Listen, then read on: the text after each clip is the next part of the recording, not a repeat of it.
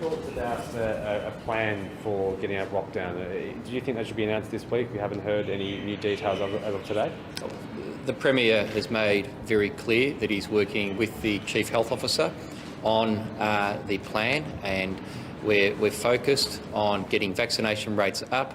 We know the more vaccinations is the best thing we can do when it comes to combating the Delta variant, and as is being widely repeated, the headwinds of Delta are very much combated by the tailwinds of vaccinations, and that is urging all Victorians to get vaccinated. And the Premier, with the Chief Health Officer, with the leading ministers, are working day in, day out on what can be announced in the future. But can you give what to at the moment? Look, there is hope with the vaccination rates going the way they're going, and all Victorians should be very proud of that. All members of the government are talking with our communities, whether it be online, talking to our schools, whether it be online or via email. We know Victorians are doing, really hard yards, but we must be vigilant and get all the health data, get all the health advice, and make the decisions appropriate. And it's wonderful for regional Victoria that have, got these, these new freedoms that have come in today, and we'll be exercising them. But we're also being very vigilant too. And I know as Public Transport Minister that, this virus, wearing a mask on public transport is the best thing you can do. But it's also why we're having to beef up, our public transport authorised officers at a lot of those gateway stations to regional Victoria. Very concerning to hear reports that people think it's valid to get on a metropolitan train to travel to regional Victoria for a vaccination.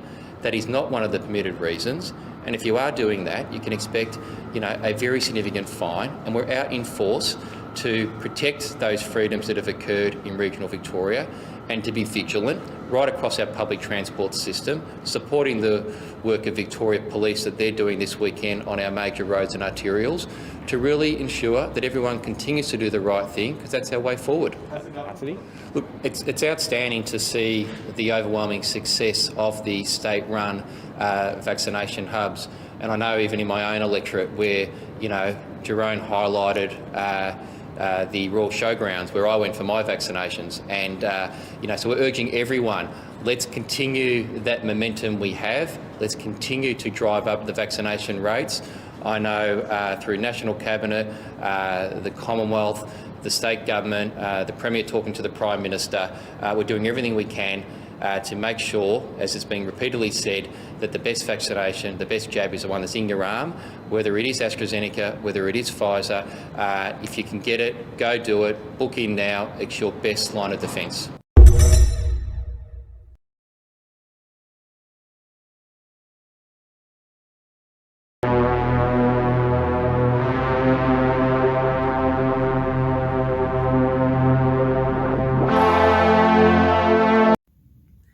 Hi, my name is Shannon Meilak, and I'm the Animal Justice Party candidate for the seat of Niddrie.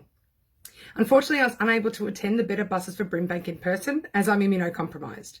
I was there on Zoom, and you could reach out via the chat function, but I wanted to address you all via video. So there's 4 things that come to mind when it comes to buses in Brimbank. The first is that there are no buses to the CBD. Also, the buses we do have are infrequent, arriving about every 20 minutes. The second thing is that there are just not enough bus stops. We've even removed some bus stops that we had in the past. The third thing is that we do not have end of route facilities. Things like lockers, storage areas for bicycles, for people that ride their bike to their closest bus, even vending machines or water fountains are not available in a lot of our bus stops. The shelters are also insufficient in that they don't allow for people in wheelchairs or mobility scooters. The fourth thing is that driving is expensive, but the people in the West choose to do so, even in a cost of living crisis, simply because the buses are just not predictable enough. They're not reliable, and if one bus is late, they don't get the connecting train and they're late for work, potentially losing their job as a consequence, and they simply can't afford to do so.